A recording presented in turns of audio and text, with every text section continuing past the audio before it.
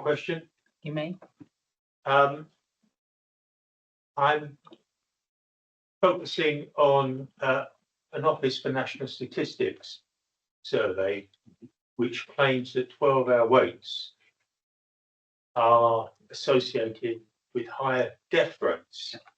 As a layperson, I was surprised. I thought it was merely elderly people who are at risk from 12-hour rates predominantly.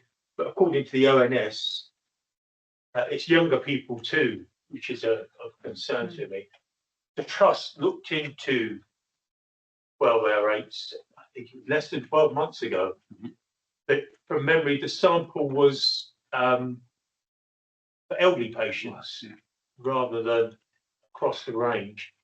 Any comments? Does a commissioner accept what the ONS is saying, or is the ONS out of step? I think Matthew was going to come in on that. Yeah, I'm not going to second guess the ONS on that, and I'm sure their evidence is solid around that. We know 12-hour longer waits are generally associated with poorer outcomes.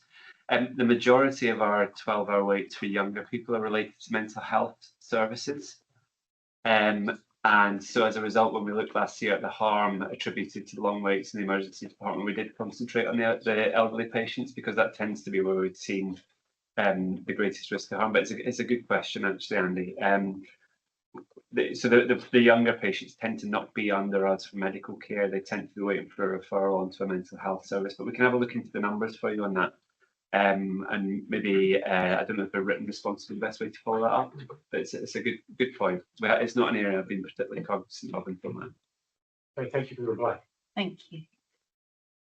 Excellent. Well, if there are no other questions, let me say thank you to everyone for attending our board meeting today. Our next board meeting will be on Thursday, the 4th of September.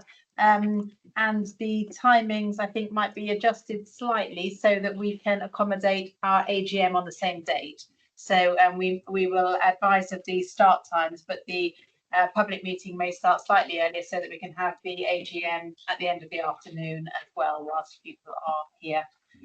So thank you very much for that.